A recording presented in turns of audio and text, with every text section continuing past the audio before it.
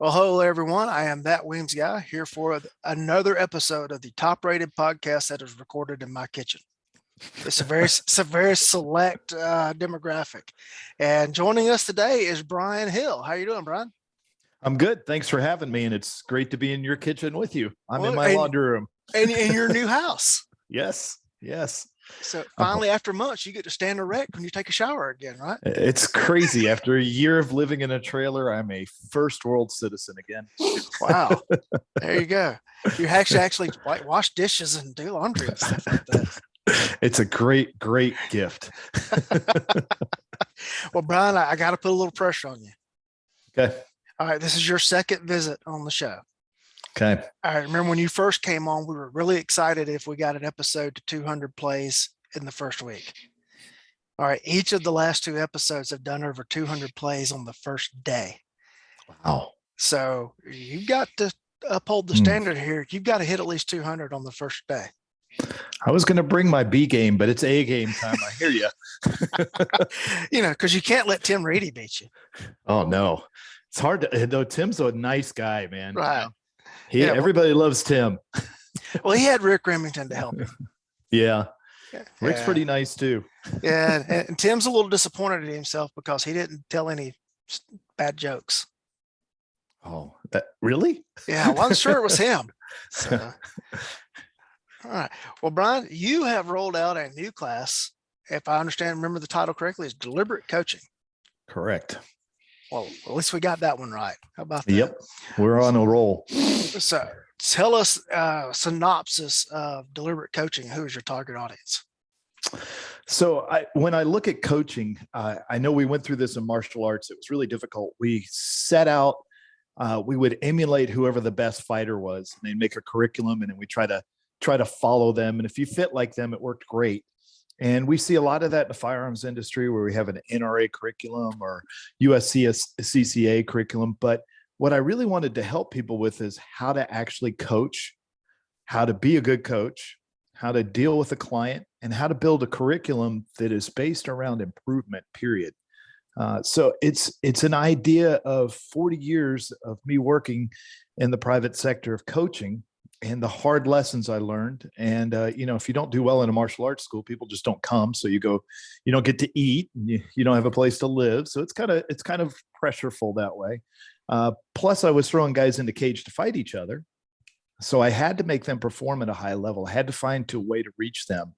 And these are my thoughts and feelings, and a lot of research in neuroscience on how people think and how they learn and how the coach presents themselves and how curriculum can be developed to improve shooters, not only in accuracy and precision, speed and efficiency, but almost most importantly in performance mode, and how they can get better at performing not only shooting skills, because that doesn't make you a great coach, but how they can get better at being a great coach under pressure and running a line.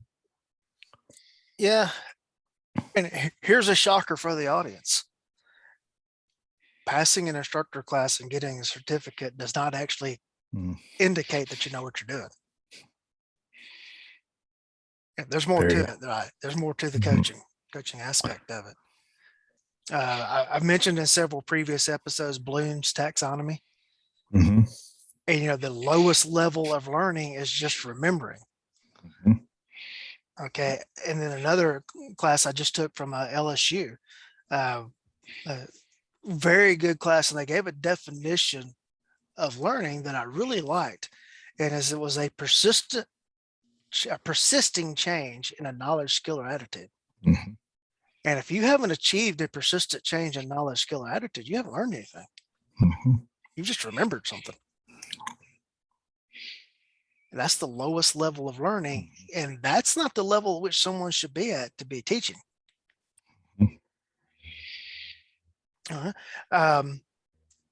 We talked about the class is a 3-day class, correct? Correct. All right. And you told me that each day has a different focus. Would you go into this? So each day is broken down into first the client. I kind of steal Craig Douglas's managing unknown contacts and turn it into managing unknown clients. How can we develop a database about our client so we can predict how they're going to behave in class from meeting them? We can predict how they're going to shoot. We can predict their performance.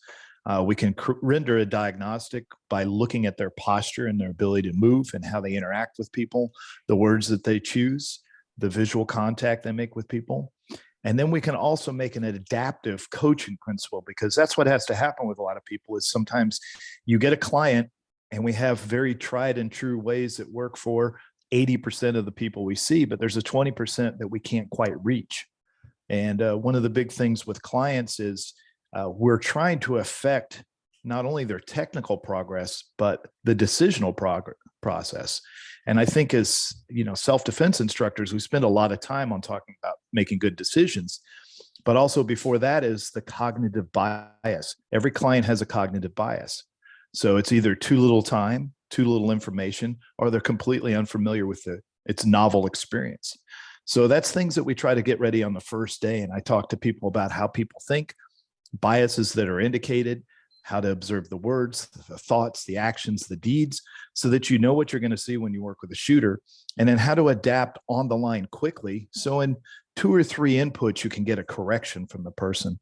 I've always felt like as a coach, I'm failing a person if I don't get a correction very quickly. It means I haven't communicated well, so I need to change as a teacher. And of course, the next day we go on to coaching, how you should present yourself. Go ahead. Let's stay on the client thing there. All right. What advice would you give to clients if they want to make a good impression on the coach? It's really very simple. One is show up on time. Maybe slightly early is always good. Be squared away with your equipment. Present yourself in a manner that's well rested, well fed, ready to go, and then have an open mind. One thing I really stress in my class is that when somebody makes a correction, that the best thing you can ever say to them is thank you. Because we know from neuroscience, when you say the word thank you, you rewire the brain to gratitude. But most people, when they're corrected, give you a list of excuses or reasons or assumptions of why they're doing what they're doing. So an open mind is more than just being open. It is also a grateful mind. And I think as a coach, we're their advocate. We're not against them. We're with them. They're part of the team. And when you get information from somebody who actually cares about your progress, the best thing to do is be ready, willing, and able to try it and to say thank you. And it depends on the level of student too. If you're a newer student, just come and try. You don't have a I can attitude or I won't attitude. Just come and give it the best try that you can and get used to it. I think those are things that make a class really exceptional for the instructor. You and I have taught people that don't want to be in class occasionally, because their institution set them or they had to go for the thing. And it's very difficult. But we're so fortunate we teach people that pay us, that want to be there. And they don't have to do a whole lot to get a lot out of the class, but they need to be fully present. And they're not there to impress us. They've already impressed me by signing up and coming to class. They're there to improve. And that's my job and their job. Yeah, but there are those people that show up at classes because they do want to prove to the instructor that they know what they're talking about or show them how good they are. Of course. There is that. And I've been guilty of that a few times. Mm-hmm. Mm-hmm. It's tough too, because, how do we prove ourselves as shooters or teachers or, clients in class or performers? And I understand that because, I came up in a fighting environment. And there was some of that, but I look back at the best coaches I had, and they were able to clearly see who I was. And when I acted a fool, they clearly put me back in my place. I'm never late anymore because one coach looked at me and he said, "You don't respect me." And I said, "What do you mean, sir? I respect you more than anybody I know." He goes, "You don't respect me enough by your actions. Your words say you do, but you don't show up on time. If you cared, you would be here so that both of us could get to work." And I was like, oh God, I'm broken. I got to fix that. Yeah. And there's a difference between the first time student and someone who is showing up for a so-called advanced class or an instructor level class. Mm-hmm. If the class starts at 9:00 and you roll into the parking lot and walk through the door at 8:58 mm-hmm. and you don't have mags loaded, all right, you signed up for a shooting class. Mm-hmm. You knew you were coming. And you walk through the door unprepared to start class. And we know for the rest of the day, they'll be the last person back to the line every time we run an exercise. They'll always be behind us. Yep. The That is true. reoccurring theme, the reoccurring theme. That's what they become. And they're also the least likely to accept coaching. Mm-hmm. Yep. And I think that's a protective mechanism.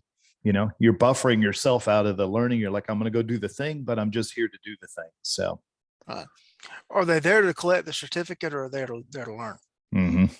And that's a difference as well. Anything else on the client?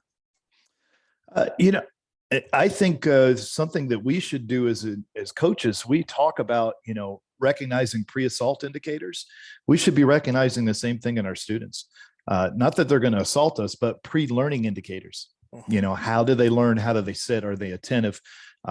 Are they on time, like we talked about? But, you know, I look inside of people's notebooks when I'm talking to them to see how they organize themselves and their notes. I listen to the words that they say. And I think we have a great responsibility to embody the techniques that we say for self-defense.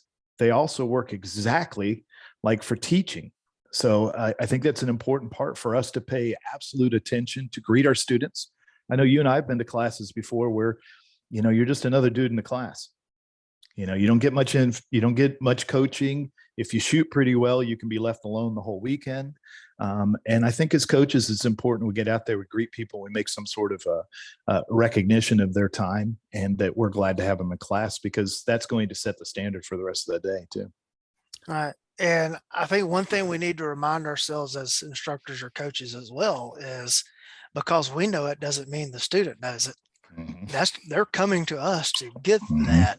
And so we have to remember from that mindset that terms are not universal. And there are things that we think, oh, everybody should know this. Well, they had to learn it somewhere along the way. And, you know, I found myself, I had a very poignant moment here a year and a half or so ago. I noticed that the reviews from my private class all talked about relaxed teaching style. Yeah, you know, very easygoing and all that kind of stuff. But you never would have gotten my deputies to have said that. Mm-hmm. Because I had absolutely no patience whatsoever for a person who was supposed to be a trained professional to not be competent, not be, you know, everything. And I let it show badly. And I had to go make some apologies to some people and eat some crow and ask for a second chance, you know, to come back and establish that relationship, and, you know, learning how to deal with things differently when I've got them on the line. And, you know, quite frankly, there's a difference between the prisoner deputy that's there in class because they have to be there, and the one that came. I just finished today my 10th of 10 classes that I've doing first quarter of the year for the deputies. It was supposed to be 7 classes. I had to add 3 because people didn't show up. And so I had to add 3 additional. I've still got some people that didn't show up that their supervisors are now dealing with, but I've got one deputy that showed up 3 times. Mm-hmm. There's a spot open. He's coming. Yeah. All right. But I also have to remember, I have to teach him as well as the one that's being made to be there. Mm-hmm. And that's sometimes a hard transition to make from one end of the line to the other. And that's a great example. You know, we get our feedback because, you know, our clients feed it back to us. If they don't show back up or they're unhappy, you know, I hear a lot of guys complain about their clients on the internet. I'm like, dude, you need to get in front of the mirror and have a hard look. You know, like Raylan Givens said, if you meet a-holes all day, you're an a-hole. That's the problem. So you got to work on that. Yeah. And that's the feedback we get. And I got to tell you, it hurts sometimes, man. It's very straight to the heart. You just, you know, you recognize something in yourself that you couldn't see clearly before. Right. And it's a truth business. Well, you know, the hard chargers and hard performers didn't mind the fact that I was hard on the range. Right. The struggling students, they minded. And that was my fault. That wasn't theirs. Yeah. Theirs. Okay. Second day is curriculum. Or coaching. Okay. Yeah. All right. Yeah. And we've kind of touched on a little bit, but you know, what I talk a lot about with the coach is how we create progress for our students. instead of what we teach. So it's very important that we find a way to communicate well. You and I were just talking about one of the most important things is that we hold ourselves accountable to the same principles we put forward. We may not be the absolute best shooter in the room at the time because there's some pretty good shooters out there, but we have to be the best observer and receiver of information. We have to be someone who can speak well and eloquently and present to our side. I teach in class that words are a virus, and what they infect us with is ideas. So I'm very careful about the words that I choose because that's my first tone of communication. I think all great instructors are good at managing EQ, the emotions of other people. Because like you were just speaking about, a hard charger, their challenge to skill ratio will be 20% above what's comfortable. But a normal person is about 4%. That's all we're looking for. So if I see somebody who's incredibly excited or agitated or disassociated, they're not there anymore, they checked out, it's my job as the instructor to manage their emotional equilibrium at that point and get them to check back into the program. Because that's something we forget about. I think you have to be really good at what you do so it leaves a reservoir of skill to adapt to new situations. You need to know your curriculum well. You need to be able to shoot. You need to be able to teach without thinking about it so that when there is something new and unique, and every time we show up to the range, something goes wrong. I taught in Kansas and it was 30-mile-an-hour winds. So it was interesting, but I have a reservoir of skill, so it doesn't make me upset. So I don't take it out on the students. I can simply teach for that. I think that you need to build a legacy. You need to track people that train with you. You need to see the legacy of their accomplishments because truly as instructors, I don't need credit for it, but am I making a difference? Do I see a difference in the people that come in contact with me?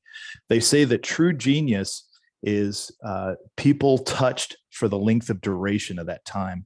So if you infect somebody with a new idea and they learn a new way to do something, that duration is for their lifetime. That's true genius in teaching. And I think the final thing for us as instructors, we still have to be students. We should be learning new skills. We should be working on new things so we get good at it. Those are the things that I stress with people to try to get them involved at an instructor level, which is something I don't hear a lot about. You talked about words. We exclude people by our words sometimes instead of including them. We have specialized language that nobody else can understand. God, if you go to a jiu-jitsu class and you listen to us talk, you'd all think we're insane. Nobody knows what we're saying anymore. And that's how you get included in the group, but it also isolates people from the group. So it's something we have to watch on. And I think talking about the coach, their presentation, their ability to talk well. I even get people to watch TED Talks because apparently people that show their hands like this when they talk are rated 4 times higher than anybody else on TED Talks. Because we know in self-defense, we always want to see the hands. That means there's no threat. Well, it's the same thing when we're speaking. We want to see the hands. The body language should communicate the same things as your words. I have 2 distinct TED Talks. I'm not going to say which ones they are. One guy is an amputee, so he has no hands, but he still communicates well. The other guy is a deep intellectual, very smart guy, but he crosses his arm and looks inside of himself all the time. People are immediately irritated by the intellectual and immediately gravitate to the triple amputee. There's a John Hearn joke in there somewhere. There's got to be, right? But it's cool. It's what coaching's about. You have such a short time to get to the people, and your words and your deeds and your actions all have to match as a coach. So if you're asking for things from people, we should also be putting the same thing forward from ourselves. And that's what great coaches do, great teachers do. You brought up a point there about exclusion. Mm-hmm. Nobody wants to admit they don't know what you're talking about. No.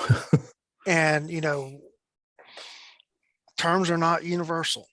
And that's something I'm constantly reminding myself of now as I've been in this self-discovery of getting better is you may say it makes perfectly good sense in your head. And everybody knows this, but you may have somebody in the class that just does not know what it means.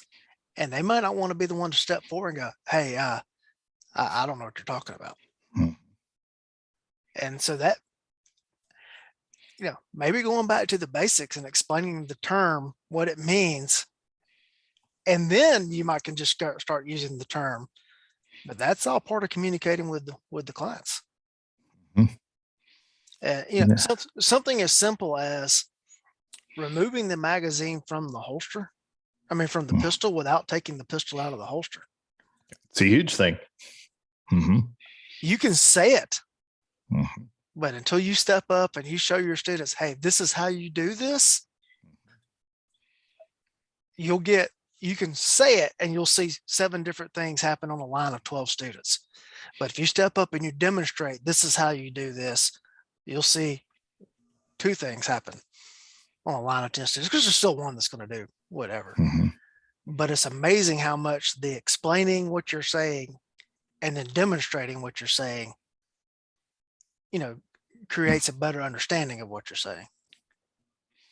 We have to explain, we have to do it, and then we have to get them to do it.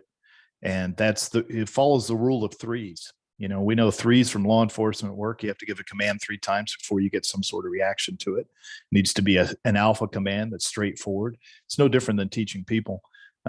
Our minimum number to make a pattern is 3, but also the largest cognitive stack that we can hold is about 3 things in our head at a time. So teachers should always be working on groups of 3 and explaining things in their progress, their actions, and explaining and demoing. I've kind of found it funny in the firearms industry that some people are very reluctant to demonstrate in front of their students, and it's not just funny, it's rather sad, because how could you do any activity and never demonstrate? You're depriving the group that needs to see you do it well. And I know you and I have seen people do things that were brilliant, and you just happen to see it and you're like, I get it.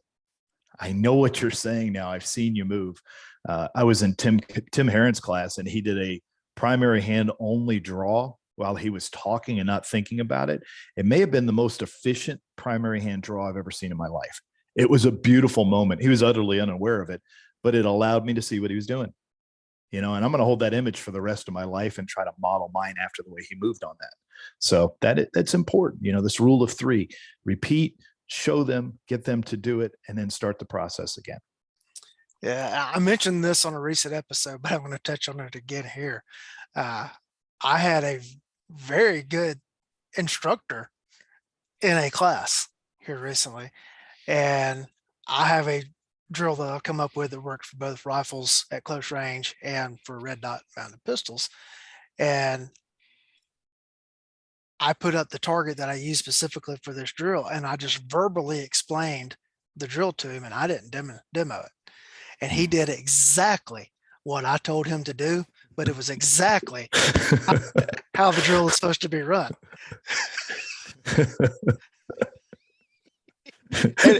And as funny as he was doing it, I'm like, what is he doing? And he got done, and I asked him, he said, but you said, I'm like, that is exactly what I said, but that's not what I meant. I did the same thing last weekend. I meant to say the target on the left. I said the target on the right. They all shot the one on the right. My brain said, what are they doing? And then the other part of my brain said, that's what you said. Yep. I was like, all right. And then half the class was going, well, before you said the left. So I created a big mess, Yep. And it's as simple as if I had demoed the drill.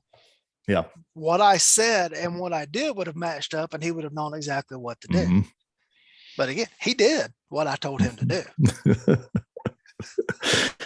Chastise him for that. Well, I was like, man, what are you doing? Because he's a guy I can talk to. I did what you told me to do. Yeah. After he explained to me, well, yeah, you did do exactly what I told you to do. And it's just as funny how it works out sometimes. And it's made me a further believer in you got to do the demo. You got to do the demo. Because again, we can go right back into the people who don't necessarily want to raise their hands and single themselves out and say, I don't understand what you're trying to tell me to do. And then they just kind of stand back and they kind of wait and try to figure it out as other people are doing it. And I got to think that a lack of confidence is going to impair skill. It just seems like that would be the case to me. Yep. All right. The third part of the class is the curriculum. Yeah. So when we talk about curriculum, this is a little different. In martial arts, we went through the superstar phase where you have a fighter and he tries to teach, and he may or may not be able to teach. We've seen in athletics that oftentimes great athletes are very poor coaches. It's more the B-level athletes that are great coaches because they struggled really hard to do it. They tend to reach more people. But with the superstar methodology of building a curriculum, whatever you're good at, you're going to teach to your students, expecting them to be good at the same thing. And that means you'll draw primarily people like yourself. It means everybody on your team has to be like you are in order to learn that curriculum. And we found it didn't work real well. So in martial arts, we made these elaborate curriculums with, 40 pages deep of techniques everybody should learn. And it caused mass confusion because it didn't follow any clear set of goals. So one thing we work a lot of in this class is how to develop not only the physical aspects, the technical aspects, but how the brain works. There's two systems that we can work under. One is full of cortisol and adrenaline, and that really impairs learning. It's great for fight or flight, but it's not great for learning. If we can get people into the system that allows, I'm not going to go through all, but 5 different chemicals that improve social bonding, the processing power, relieve pain, and allow us to have less anxiety, we call that a flow state. And the way to do that in a curriculum is it needs to have 4 goals from the front. The first one is that we need to know what we're going to clearly do. You have to have a clear goal in your curriculum. What am I teaching? So for me, I primarily teach the armed citizen. So the 3 things I always want to make sure that I cover well in a shooting class only is how to draw the pistol and get a first efficient round hit, how to call the shots, because they're going to have to be able to follow up and know if they're making hits. And when you're doing that on human beings or clear targets that you can't see any indication on, the only way you can learn to do that is from your sights or your dot, and then be able to do it in either multiple shots or in multiple targets. For me, those are the 3 things that are always my clear goals. So my curriculum is built around that. Other people, it may be a bit different. Certain classes, it'll be a bit different, but I'm going to have a clear set of goals. So as a coach, I hold that in my mind and I don't get into war stories. I don't get into things that I like. I stay with the goals, and my curriculum is broken down to interlocking chunks. A chunk of this, chunk of that, we interlock them. And then we learn not only in a linear fashion, but a transition fashion. So we can go out to the sides. I can take some mastery from some place where you're not good at it, and you've learned mastery in another skill. Like I had a young lady in class, she was an exceptional dancer. I told her to stand as if she was getting ready to dance. Her posture changed and she shot the gun better. So, transitional knowledge is really important in that. The next part of the class is immediate feedback. This is one of the hardest things in shooting is we don't get immediate feedback from what we're doing. If you have to go and look at the target, it's too long, it's too far, it's too much distance between the action. If you take a boxer and you say, hey, keep your hands up, and you show him how to keep his hands up and you teach him to throw a jab and a cross, and then he gets in the ring and he drops his hands, the immediate feedback is he gets hit. So he learns pretty quickly to keep your hands up, but we can't do that in class. So the only immediate feedback we have is we have to know that our process works, that we can call our process in advance instead of after the execution. I'm following the process, my shot is good, and I can follow to the next step. We have to create a deep level of concentration with our clients because concentration only lasts 5 to 15 seconds and has to be recycled. So we're always trying to keep a well of concentration, but that's why breaks are important. That's why structure is important. And the final thing for us that's really, really important in the whole class, and it's the final goal, is that we have to keep the challenge skill ratio relative to the student. We want them slightly above their challenge level. Too much, they're overwhelmed. They'll say it was a great class, but it was like drinking from a fire hose, which means they don't remember anything. That's terms for it's too much.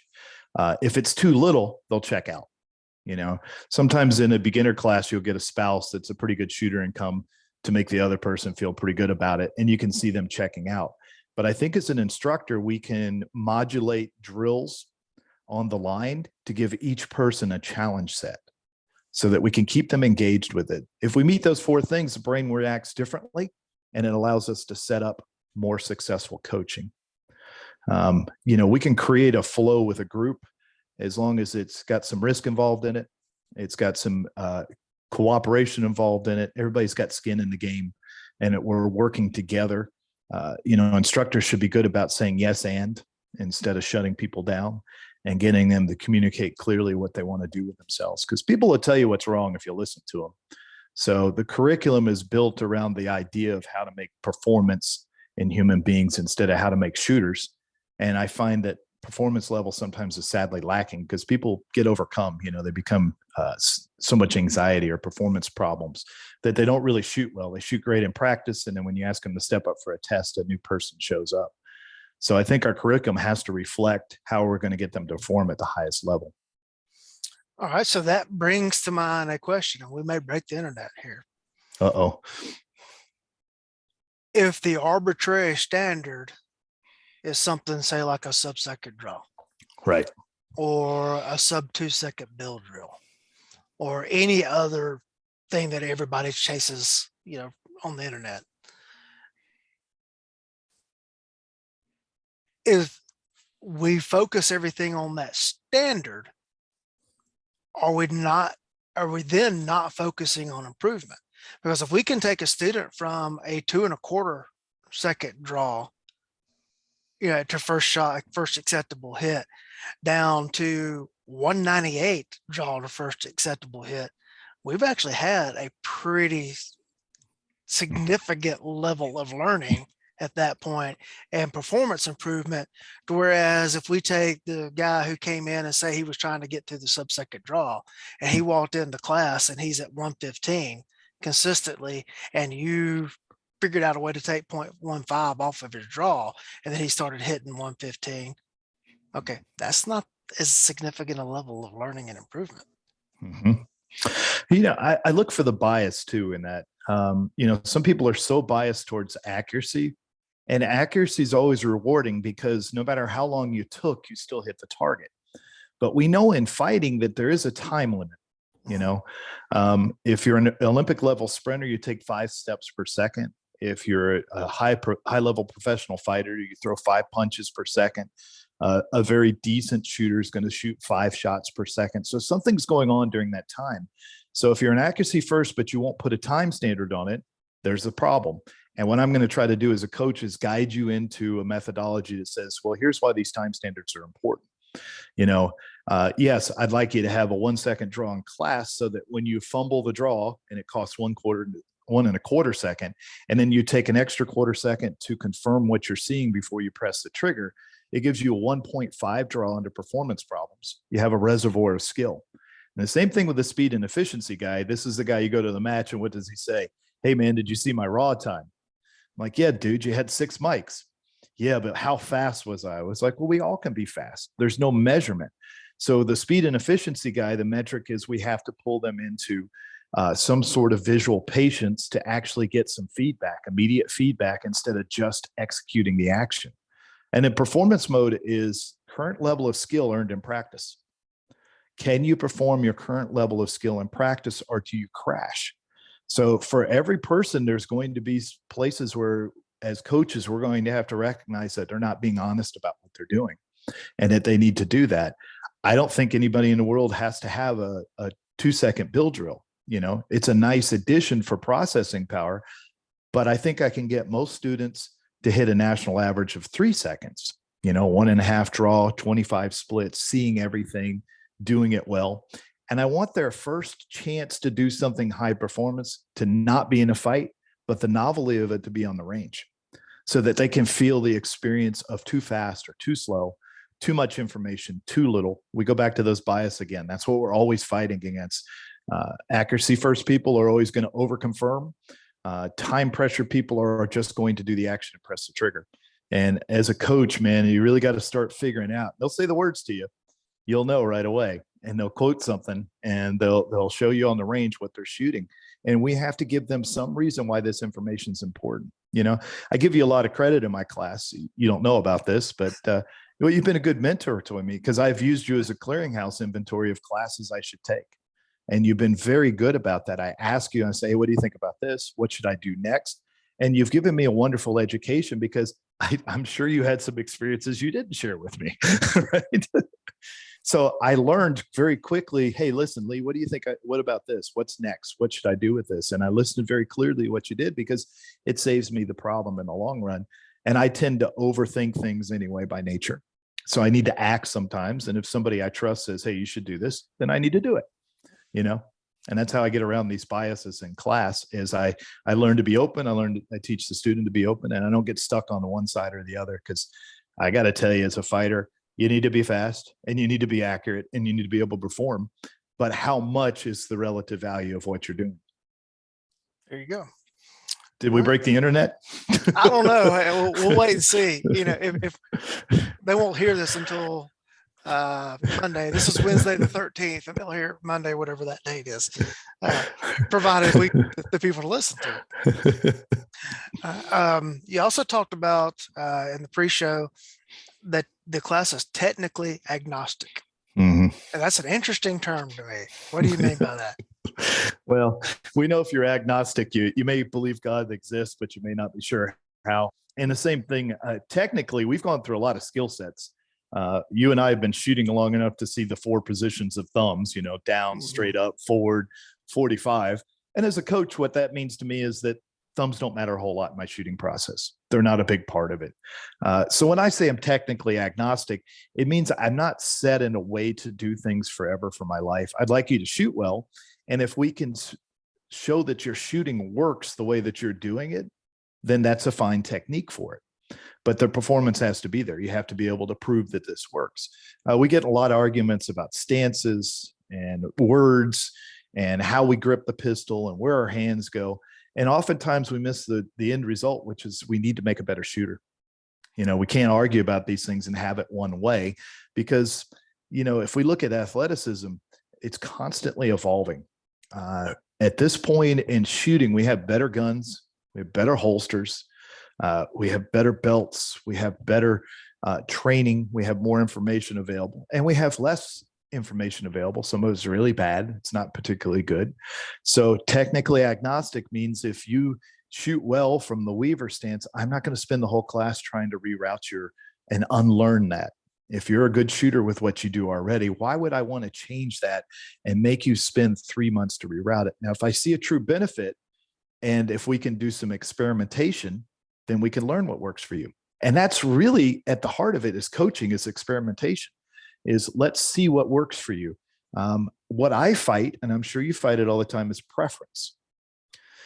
It's not technique, it's preference. I prefer to do this way, you know? And I always say, well, heroin addicts prefer heroin too, but it's not necessarily good for them. You know, it's a habit. And habituations as an instructor are very hard to break because they come out more under pressure than they do on the line. So how do we break a habit? We replace it with something better. We give them something better to do that yields results immediately.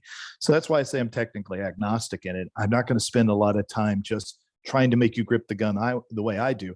I mean, I'm very fortunate. Even in my 50s, I have great eyesight. I have large hands. I'm a big, strong guy. So I could get away with a lot of imperfections in my technique. But what I look for is, does this injure people? You know, there's no doubt that the high elbow is not good. That's how you get tennis elbow. And as a strength and conditioning coach, I've spent all my time trying to teach people not to do that because it doesn't happen in athletic performance. There's not many things where we do elbows out because that tendon is not really made for that. But it feels good because we feel like we're crushing the gun inward as we're rotating the hands apart. So what we got to do in technique is we got to find where's the strongest level for this. Are we using the 625 muscles in the body appropriately? Are we creating structure with a 205 or 206 bones, however you count it? Are they behind what you're doing? Would you be able to do this under pressure? And does it make you a better shooter? So I think that's why I'm technically agnostic. I've been through enough rounds of it. I've seen people that shoot with really weird techniques and do great, you know? And I've seen people that are so committed to one thing that's killing their performance, you know? So it's always a hard change with people to start attacking the way they do things right away, you know? It always amazes me that when a student, say, is not performing well in a shooting class and you start coaching and they go, but I always do it this way. Mm-hmm. Yeah, and that's why your performance looks the way that it does. Why don't you try this, this technique or this modification of what you're doing and see if we get improvement. And then you mentioned something else about habituation there. And one of the battles that I fight in, the organization is People don't want to go to the range with the instructor and the coach. They just, hey, could you give me 100 rounds so I can go to the indoor range tonight and shoot after work? No, because you're going to go shoot 100 rounds of wasted ammo, because all you're going to do is what you want to do, and you're going to drill in the bad habits. All you're going to do is reinforce something that's wrong. But if you want to shoot 100 rounds, I'll go to the range with you and I'll coach you for 100 rounds. And somebody says, oh, I don't know. We'll go with one of the other instructors. But I'm not going to give you ammo just to go shoot. I will provide ammo along with coaching. And it doesn't have to be from me. It can be from one of the other guys. And it's amazing how they just don't want to take up on that, because they just want to go, I guess, play and not train or practice. And yeah, on the private sector side, you don't see that as much, because people that are coming to class, their motivation is they're wanting to learn, because they're putting down their money to get that. But from the institutional side, when you're dealing with prisoner students, sometimes it's just that whole motivation factor. And I guess that goes back to client is motivation. Yep. So, as shooters, we have intrinsic motivators. As athletes, as anybody wants to master anything, one is you kind of have to have passion for what you're doing. Yeah, and that's what you face in institutional groups, is there's no real passion for it. You have to have a clear purpose why you're doing it. You have to have curiosity of why it works or why it doesn't. And then you have to do it because it's self-directed, because you want to do it. And you're always seeking mastery. I don't consider, I've been given ranks of master in martial arts, but I don't consider myself, I don't make anybody address me as that, because it's just ridiculous. But I'm always seeking mastery. I don't care whether I'm shooting or I'm lifting weights or, I'm creating a new relationship with somebody. I want to be a master at what I'm doing, because that's a really important process. And if we can get those intrinsic motivators in part of a deliberate practice schedule, people's performance, I tell people in class, listen, if you'll spend 5 minutes in a clearly defined way of practice 3 times a week, you'll be a much better shooter, which is a very moderate investment, athletically. And then, you and I know guys that have shot 25, 50,000 rounds and gotten worse, doesn't make you better. Claude and I talked about that. He said, you never want to do the 50,000 round things, because you'll be a worse shooter at the end of it. And I'm sure you've seen it. I've had to cut my ammo count down in class a little bit, and people started shooting better because we were shooting too much. The 1,500 rounds, the 1,200 rounds, the 1,000 rounds just wears people out. Yep. And we're not getting the result that we want. So practice needs to be deliberate. Coaching needs to be deliberate, and we need feedback, and we need somebody else to watch us, because we can't see our faults. Yep. There you go. One of the things Larry Mudgett said in the class, took from him back in September, and there's a whole episode, or actually 2 episodes on that for listeners that are just finding the show, want to go back and listen to. He talked about his skip loading technique that he does, and he referred to that as he's making deposits in his bank. And he goes back to that very basic, it's a pure marksmanship, technical drill.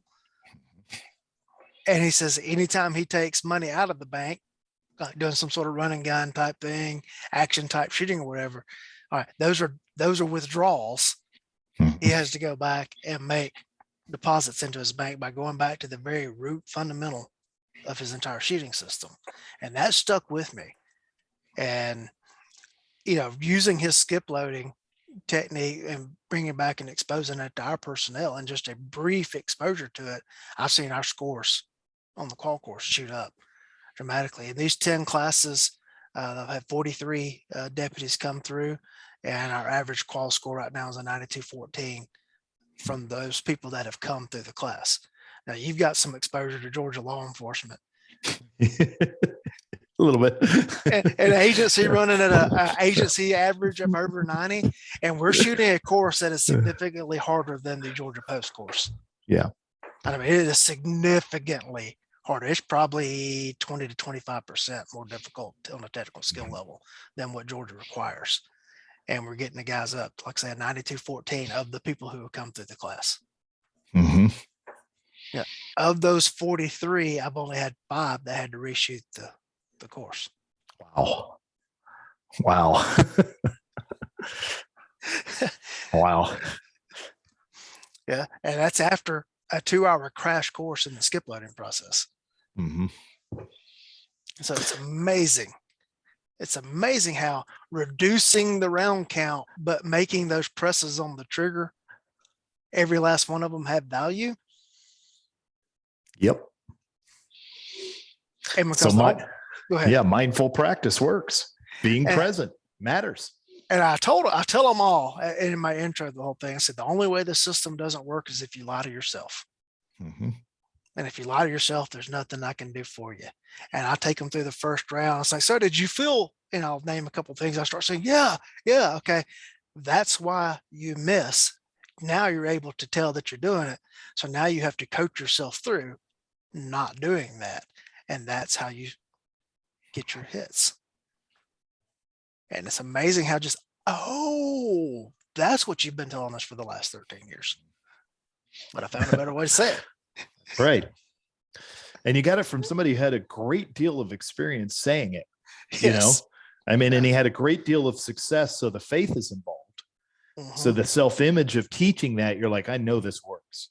Yep. And then the people feel that too.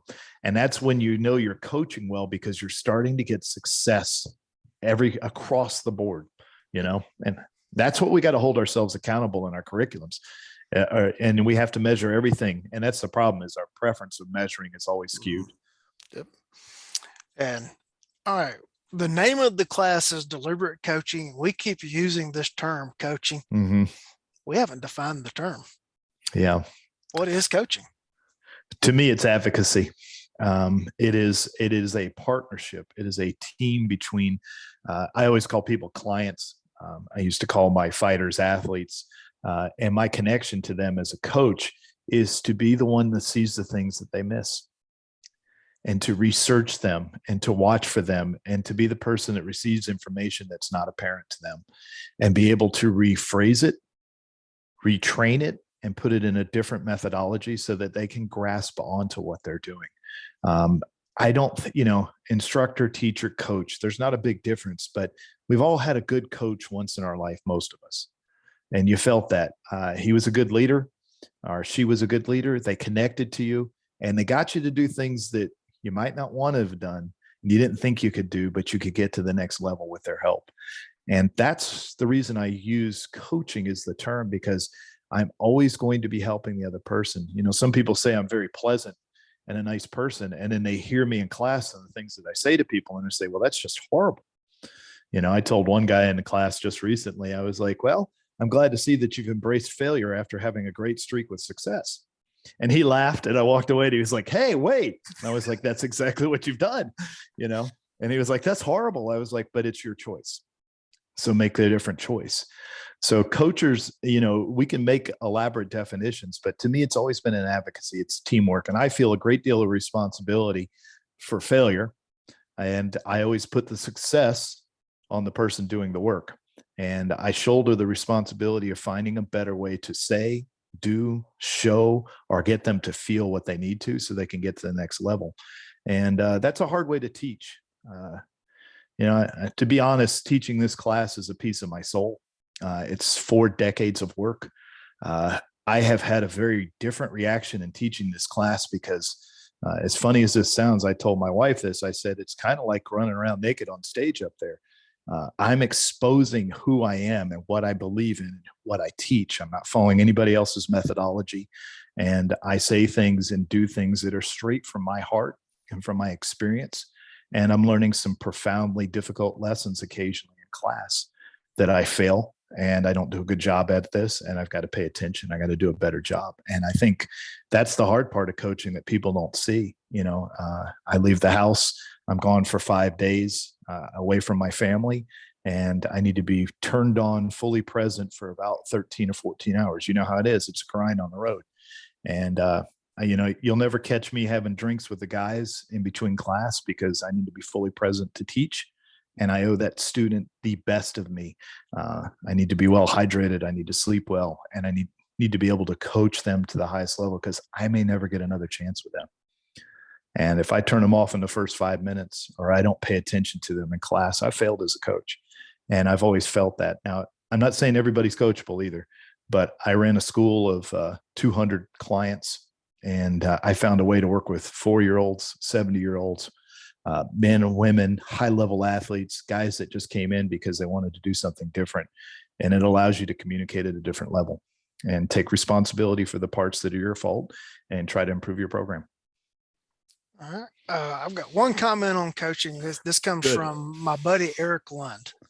And Eric I did an episode called My Mount Rushmore. That was me talking about the 4 biggest influences on me as a shooter and an instructor. And Eric has a thing that he constantly says in classes: I'm not here to make you shoot like me. I'm here to make you shoot better. Mm-hmm. Yep. And I see an awful lot of times in classes run by people that they're trying to make you be them, not necessarily make you be better at what you're able to do. And I think that's the difference. To me, that's the difference between coaching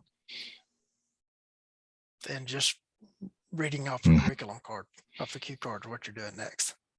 Your first client's always you too, and if I had somebody in a martial arts school and they weighed 90 pounds and I weighed 220, I can't tell them my preferences to do things. I had to find a way to make this work, and that's, it's so much easier in shooting because the tool is the tool.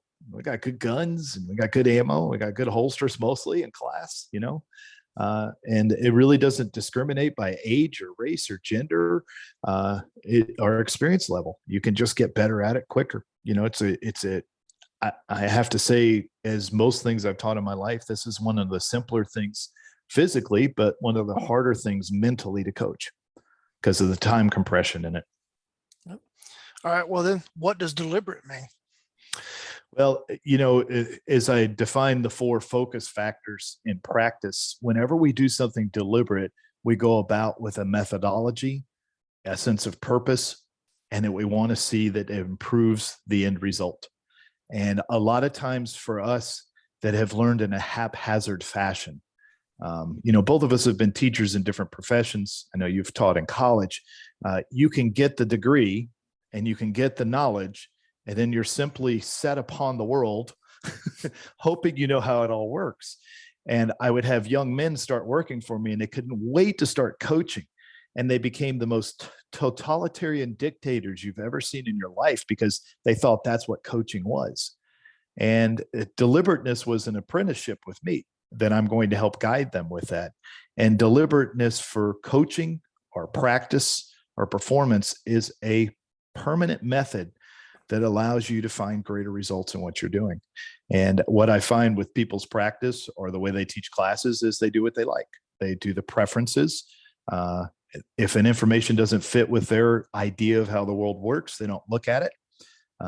You can be 2 things in life, but you can't be both of them at the same time. You can be right and you can be certain, but very seldom will you have both of those at the same time. And I know you've done it. I've done it. How many times have we changed our mind about what we're teaching? And you get a new realization. You're like, all those poor people before that I taught, I just didn't know what I was doing.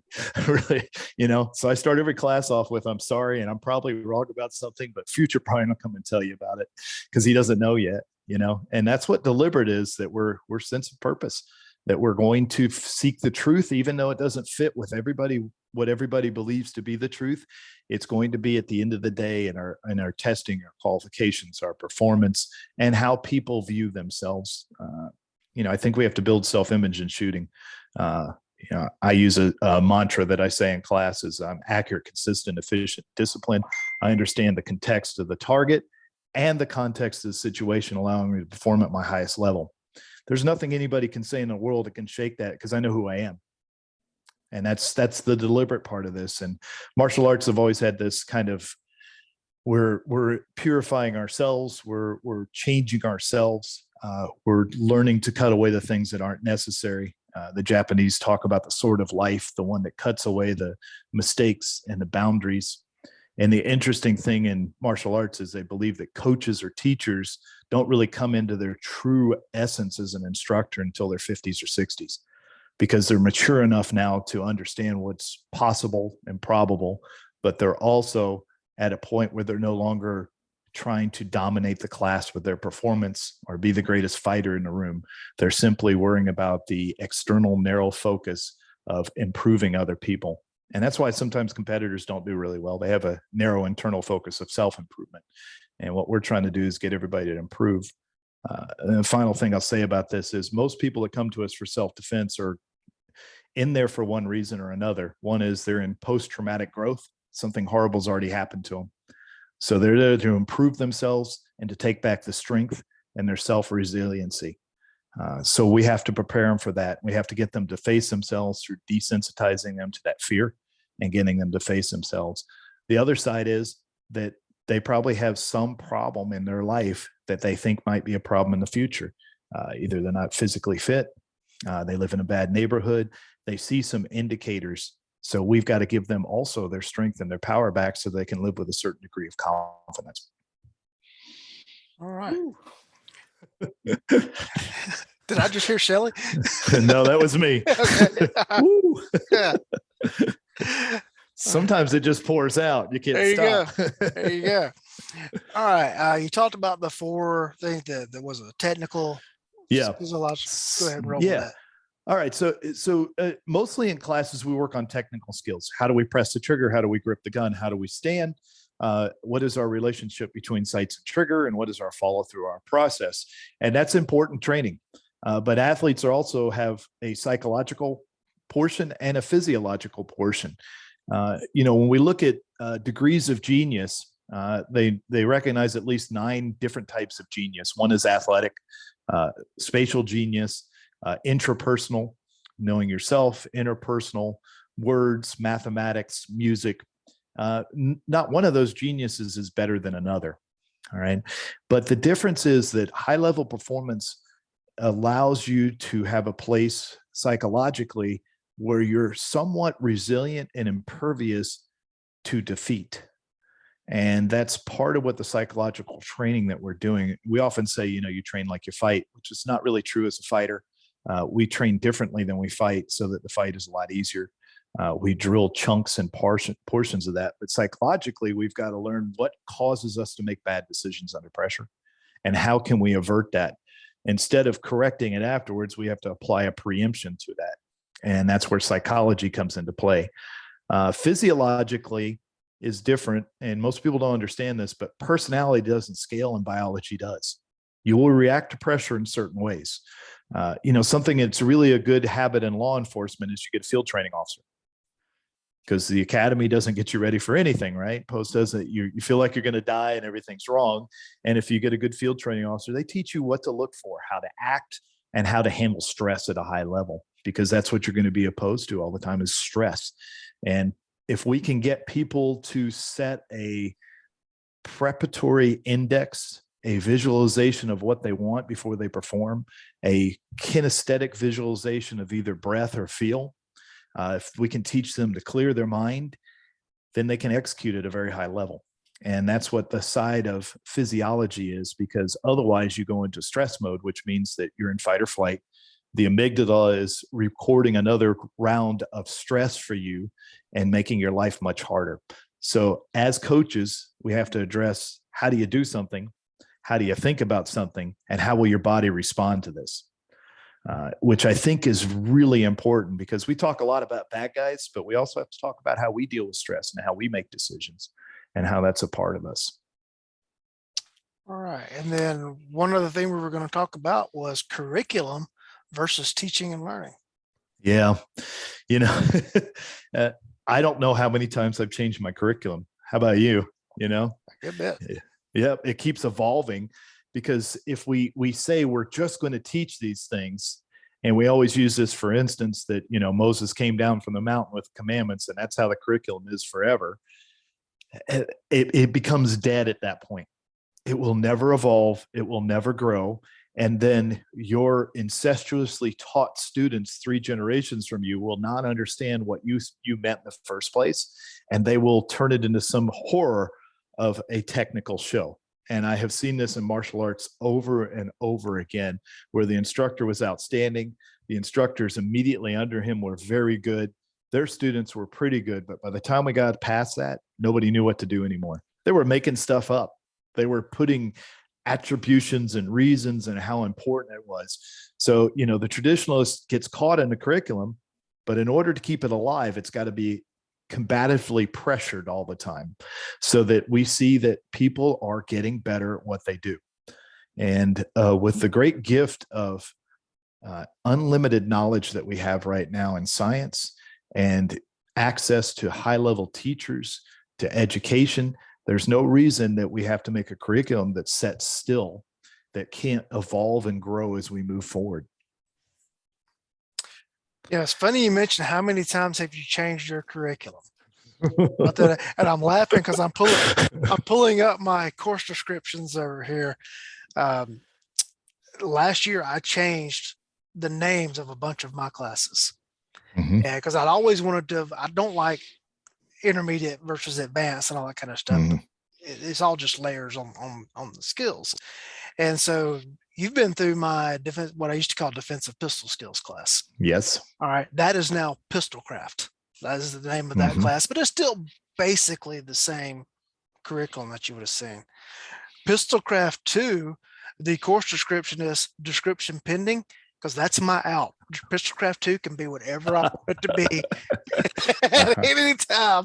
And it's going to be, this is what I want to teach now. This is what I want to, and it's Mhm. not a hard and locked in thing. And it also may be range dependent too. Mhm. Because And student dependent, Yep. right?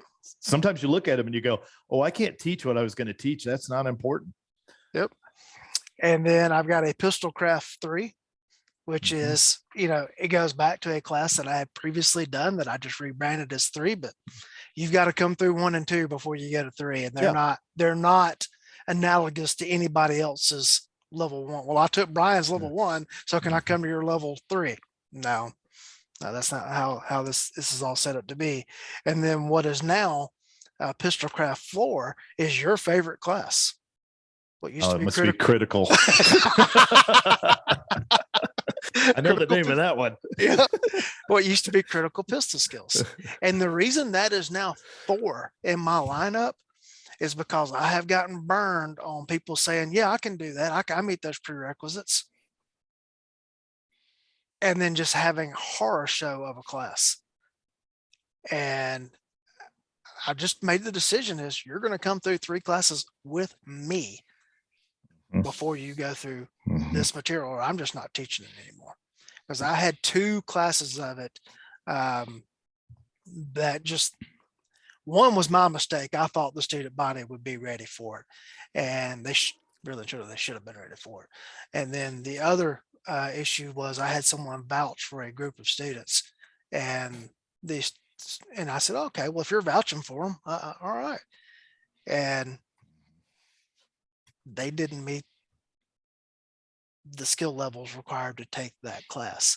And for those of you that are wondering what critical pistol skills is, I describe it in the intro as this is for all you training masochists out here that just want to practice 1% of what you need to be doing. And this is truly for the training junkie. You know what? It was really useful for me when I went to Ronnie's place to train, because I had to do all the left-handed reloads from cover and all that. That was really, I was like, thank God. Yeah. So this is no big deal. I know how to do this. Yeah. Yep. Thank God. And the reason to learn it in classroom and on the range is so that you're not trying to learn it with incoming fire. Yep. And that class is admittedly, it's more of a law enforcement class than a private citizen class. It's probably the one thing in my repertoire that's not a direct one-to-one correlation from private citizen to law enforcement. And for private citizens out there, it's, if you've got everything else pretty well nailed down and you just want a challenge, this is what you come to. If you don't have everything else nailed down, this is horrible business. You don't need to be coming and taking this class. Let me give you a better plug than that. Yeah. If I had to take one class a year, I would take that class, because it always shows me the novelty of doing things that I'm not comfortable with.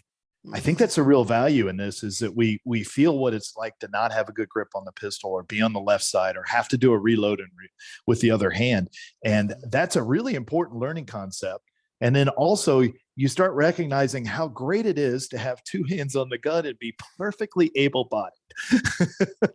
You'll never complain again about it being a little cold or a little rainy and you got both hands on the gun. Yeah. Well, the private sector reason I would give to take the class is if you can get through that curriculum, there ain't nothing anybody can throw at you with a gun No. that should intimidate you whatsoever. Now, I can't point. The reason I say it's more of a law enforcement class is that every example I can point to where the skill set was needed involves a law enforcement officer. I can't point to private citizen sector, where it happened. But the people that come to it, that take it, that want the challenge, just because, all right, they leave the range going, yeah, there's nothing my gun can do that I can't solve now. I remember it well. Every time I look at a dummy round, I think of you. That's just because the dummy and the dummy correlate. It was the punishment round. Yeah. Well, what did I not ask you about the class that you would really like to relate to the audience? So if people are interested in this class, you don't have to be a professional instructor. The funny thing is, as we're talking about curriculum, what I'm starting to see is it gets such a, I'm getting such a big jump in skill sets because I'm teaching all the inside mechanisms that make us learn better. And then I'm getting people to coach each other in class. So there's a significant amount of working with another person. You also get to run a line so that you learn how to run large groups of people. I know we were talking about it before the show, is that some people only teach 1 or 2 people. And that's nothing like running a line of 10 or 15 or 20. It's a very different process. And I was glad to hear that you're doing the same thing, that you're teaching people in your skill set of how to run a line, because that's a really hard thing to do. And basically most of us learned it from emulation or apprenticeship, and I think having a good class for that. If you're not a teacher, but you want to get better and you want to understand yourself better and you want to perform better, this is also a class for you. I judge everybody on their ability to communicate, coach with another person, and improving themselves at the same time.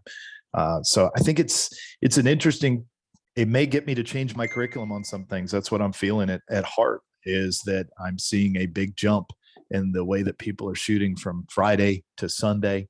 And as we talked about, the changes become more permanent by then. So maybe there's a better way to do all this. And that's what I'm always looking for at the end of the day. So if you're interested in it, don't feel like you have to be the world's greatest instructor.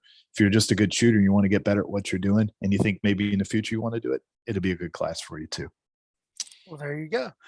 So speaking of, tell people how they can find out about attending the class. Well, you can find us at thecompletecombatant.com. That's thecompletecombatant.com. We're on everything. I have a huge YouTube channel. Claude told me I have like 11 or 1,200 videos on there for free. Lord knows what I talked about, but there's a whole bunch of videos on there. There's a lot of stuff. I'm on Instagram as the Chief Chaos Controller and thecompletecombatant.com. And then I know we have a Facebook page, the Complete Combatant also. So my wife is extraordinarily organized with this stuff, and she's very good at following up. So you get the best of both worlds. You get a mad genius who wants to teach you, and somebody with organizational skills, because I don't know how you guys do this by yourself. My hat's off to you, sir.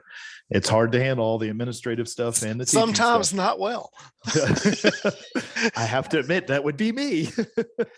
I would love to have someone that prepared certificates and stuff for me. Wouldn't that be nice? That would be. Yeah.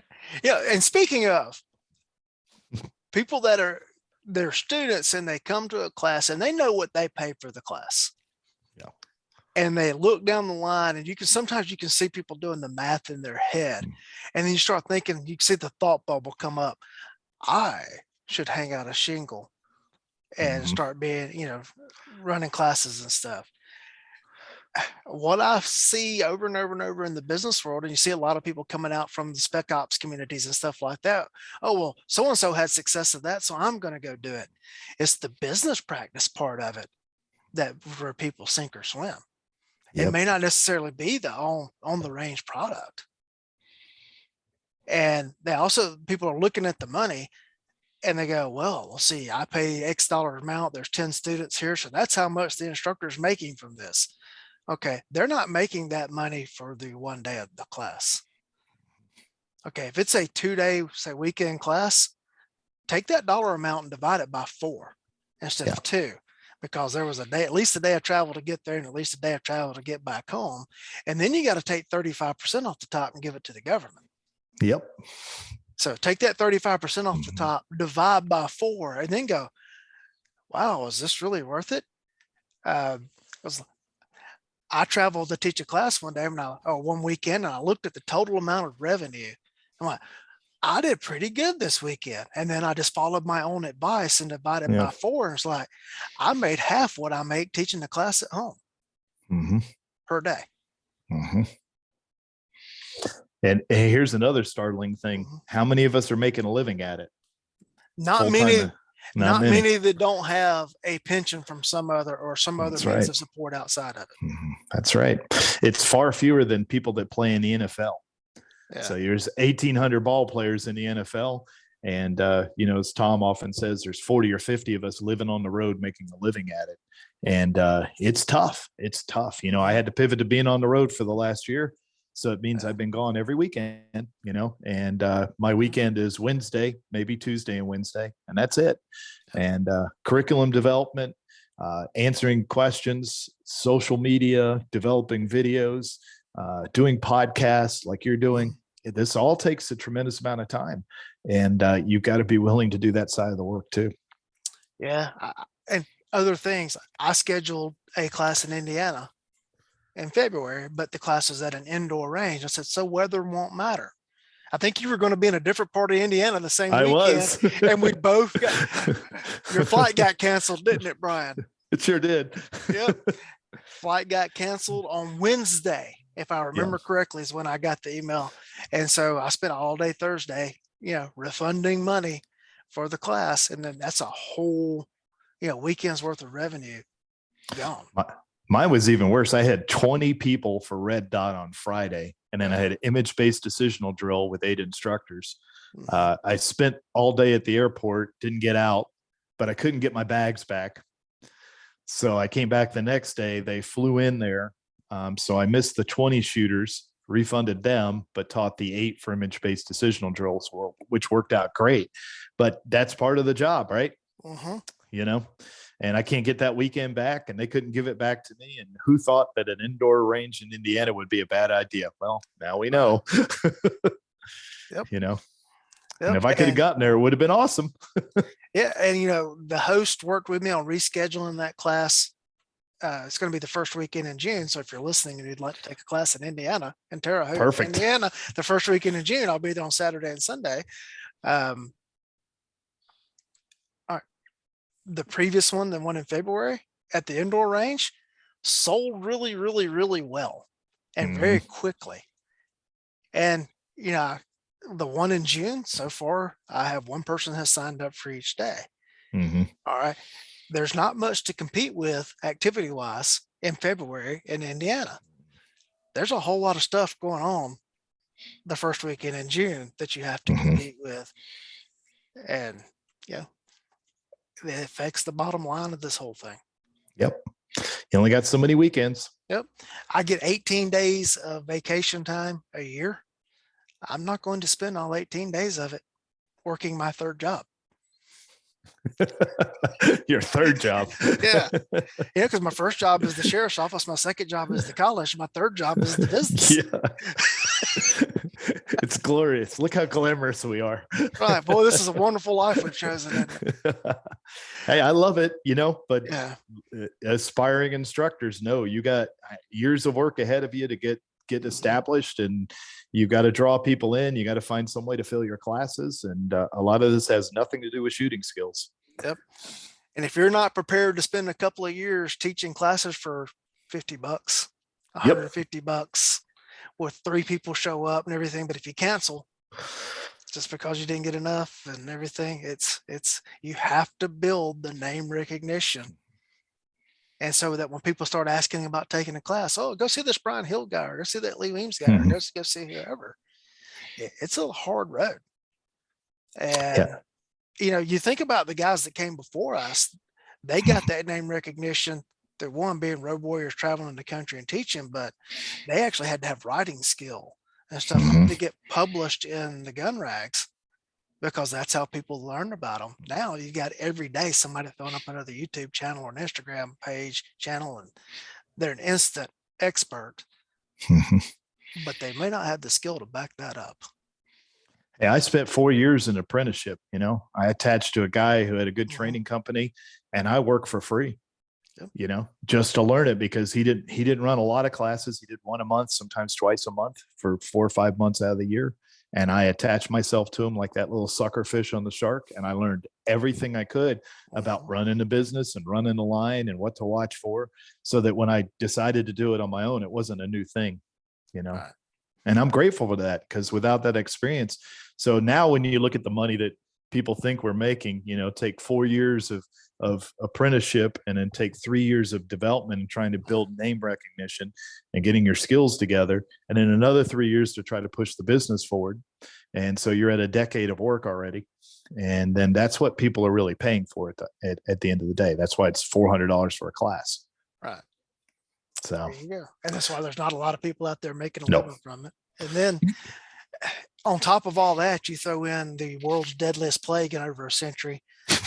And let's have an ammo crunch right at the same time. Yeah. Mm-hmm. Or what we're experiencing right now with inflation, when gas goes from $2 a gallon to $4 a gallon, that's a lot of disposable income that is suddenly wiped away. Yep. And that students just can't afford to do it. And And Brother Lee, after the last 2 years, I'm starting to feel like a cockroach, like nothing could kill me. Yeah. I've been through it all, man. Legal fights, COVID, lost my gym, done everything, pivoted, gone to the road, fought the county, so I think we're in the resiliency phase. Whoever makes it through this is going to be something. Well, every now and then you see a market contraction, and it's through stuff like this. Mm-hmm. Exactly through stuff like this. This is what weeds out. Yep. A lot of the people. And it's one of the major AR manufacturers during, one of the times when everything they could make was selling. I was at their factory, and I was talking to one of their reps, and he says, "We've got a problem." And I said, "What's that?" He says, "Everything we're making is selling." And I said, "What's the problem?" He said, "We don't know where the market's going to be when this ends." And that scares us, because right now there's it's just make it, load it, ship it. And this tastes change so quickly. And if we guess wrong on where the market will be in 6 months, and somebody else guesses right on where the market will be 6 months, a few percentage points here and there can make or break a company. Yep. Yeah. Every boutique AR guy was doing great 3 years ago. It's not the same now. Yep. And you look at distributors that wagered on a certain political candidate winning the 2016 election, and they went heavy into debt to buy inventory because they thought they would be able to sell it at a panic price. And the election didn't go that way. Yep. And the ARs that were flying off the shelves all of a sudden were sitting on shelves and sitting in warehouses, and several of the distributors went out of business because of it. It's a brutal world and a business to be in. So like my coaching program, you have to predict, diagnose, and adapt constantly to everything that's going on in our world. We just, the model of old may not be the same one in the future, but we do it because we love it, right? Yeah. I mean, that's really the heart of it. I love what I do. Well, now that we've painted this rosy picture, where's your next stuff coming up? I'm teaching at a Girl in a Gun conference. I know I'm going to South Dakota and Nebraska coming up, and then I'll be teaching here at my home range and at my North Georgia mountain sports range too. So the nice thing about our lawsuit is I established some good relationships with other folks, so I can teach some other places too. So that's really helpful, to get back to business. Where in Nebraska will you be? I have no idea. My handler schedules me. I'll ask Shelly later. Yeah. I shouldn't say this, but I call her my pimp, man. She gives me that strong pimp hand and tells me to get on the road, make some money. So off I go. There you go. All right. It's probably going to be on the East Coast of Nebraska, like RevTech or something like that, isn't it? Yeah, I think that's where I'm going with Ted. Yeah. I've got some people on the other side of Nebraska. So if you were going to be there, I was gonna send you a hookup there. Yeah.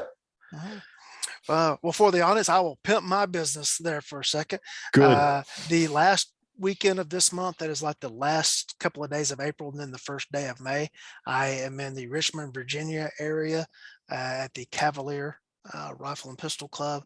I'm teaching a close range carbine class on Friday, my trigger management class on Saturday, and a shotgun manipulations class on Sunday. And as we were speaking just now, a order came in for the trigger management class on Saturday. Isn't that So awesome? yay! There's still plenty of spots in each of those classes, so sign up for those. The next thing coming up after that would be the first weekend in June in Terre Haute, Indiana. Trigger management on Saturday, pistol craft on Sunday. Then Kalamazoo, Michigan, I think the last weekend in June, trigger management on Saturday, pistol craft on Sunday. And then later on, it gets into Royal Range in Nashville and a couple other places. But if you go to firstpersonsafety.com and go to upcoming classes, you can get to all of that. If you enjoy the podcast, come see me in person. He's an excellent instructor. You'll enjoy it. Thank you, Brian. Buy now and get 2 free. That's right. And come see Brian in Dahlonega, Georgia, and in all the other places. And well, Brian, it's always good to see you. I hadn't got to talk to you here. I know. I guess I'll see you at the mingle. Yeah. Oh yeah. I'll be at the mingle. Talk about the mingle. Yep. So my wife put together a thing for women in the firearms industry, and this year it has doubled in size. So we're going to be at a different location, and she's got all sorts of sponsorships and great instructors coming in to teach class. Lee will be one of those, and we got a lot of good folks coming to train that weekend. And it's a really interesting thing because of the mingle. My last class was majority women of instructors class. I don't think a lot of guys that look like me, I look like a G.I. Joe doll with a beard. They get a lot of women in class. And I know it's because Shelly's made these bridges for me, and she's allowed me to interact with people and do that. So the mingle is just a wonderful thing. In fact, whenever guys come to teach, they always say, hey, when we're going to have the mangle, because we want to be treated like this. The sponsorship level, the gifts, the prizes, the instruction, the weekend of learning is just fantastic. So, and she pays her instructors for the conference too, which is really nice, right? Because I did 6 conferences last year, and you know what that is? It's a tough go. We do that for free usually. So it's a good weekend, and a lot of good ladies coming in, and we're seeing a lot of excellent shooting instructors come up now. Like you and I have had the pleasure to work with Shannon and Karen, and they're doing fantastic work now. So that's going to be at the Pickens County. Yeah. First go to Jasper, Georgia. So Jasper. North Georgia mountains. Yes. I'm all over the Appalachian foothills here, apparently, from one side to the other. There are some very, very good barbecue in Jasper, Georgia, folks that come. So that's Lee's superpower. You can call him wherever you are in the world and ask him where to eat. He'll tell you. At some point in time, I will slip to the barbecue and I will have barbecue and corn fritters because I know that's their best side. Yeah. I was somewhere and I was like, I ought to call Lee. I don't know where to go eat tonight. If I don't know, I will know quickly. So, well, Brian, it's always great to talk to you, and I enjoyed talking about the deliberate coaching class because I've heard about it and I've heard about it from other people, really good things, and I just hadn't had a chance to talk with you about it. Well, I appreciate the opportunity. It's always good talking to you, and I think coaches need to talk to their peers and people that can help them at the same time, because it's that's how we grow, is conversations like this, honest conversations, not firing missiles off at each other on the internet, but sitting down talking, and it spurs on new ideas. And this whole class came about because John Hopman from Filster asked me, what would you teach if you could teach anything in the world? Nobody ever asked me that. I didn't even ask myself that. That's how dumb I am as a coach, so that's how it came about. So I appreciate this opportunity. And it's always thought inspiring and invoking to speak with you and to watch the growth too. And, we find that we're on parallel courses a lot of times, interestingly enough. So, and the fun thing about it, even though we're in the same area, we're colleagues, not competitors. That's right. Because we have so much interchange, like people will come to class and go see Brian, and it works both ways. And you just said something about John Hopman there. Asking that question, it's no secret as to why his business is done as well as it is doing, because he asks questions like that. He's a smart guy. Yeah, I didn't get a chance to see his recent, he and his lovely wife's recent presentation on concealed carry equipment at TACCOM, but I heard really good things about it. It was like, wow, the thought this guy put into it. Well, you don't come up with those products without doing a lot of thought. Yeah, he's changing the face of the industry because he's making an interface now to get people to train better while they're buying the holster, which nobody thought of. Right. It's incredible. Wow. Let's combine the product with the end use. Instead, we're in class like, you need a better holster. You need a better holster. Yep. There you go. All right. Well, to the audience, once again, I would like to thank you for choosing to spend your time with us, because we know that your time is your most valuable resource. So thank you for tuning in once again. And remember, only share the links to the shows with your smart friends.